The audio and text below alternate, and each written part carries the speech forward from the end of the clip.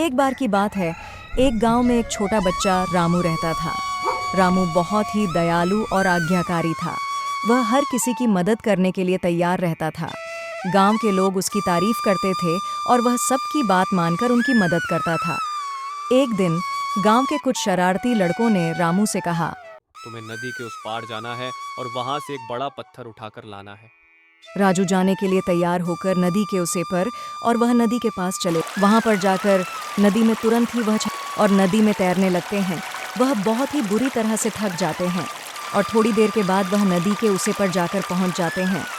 उस पर जाकर पत्थर को उठाने लगते हैं और वह पत्थर को उठा ही नहीं पाते हैं और वह बहुत ही कोशिश करते हैं कि मेरे को आज कैसे इस पत्थर को उठाना है।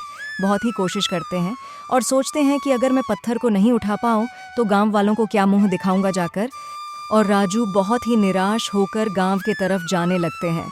वह सोचते हैं आज मुझे मेरा दोस्त लोग क्या बोलेंगे।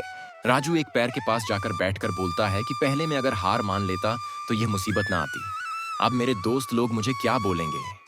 राजू जैसे ही गांव की ओर जाने लगते हैं, वह देखते हैं कि शरारती दोस्त लोग उनके सामने आकर खड़े हो जाते हैं। मुझे अब समझ आ गया है कि नहीं कहना भी जरूरी है। हर किसी की बात मानने से हमेशा मदद नहीं होती, बल्कि कभी कभी हमें अपने भले के लिए मना करना भी आना चाहिए। मैं तुमसे इसीलिए पहले कहता था, पर राजू तू समझ नहीं कहना भी उतना ही महत्वपूर्ण है जितना कि मदद करना। हमें सोचना चाहिए कि क्या हम वास्तव में किसी की मदद कर सकते हैं या नहीं, और अगर कोई काम हमारे लिए गलत है तो हमें मना करने से डरना नहीं चाहिए। राजू बहुत ही शर्मिंदा होकर दोस्त के सामने आकर खड़े हो गए और वह चुपचाप खड़े रहे।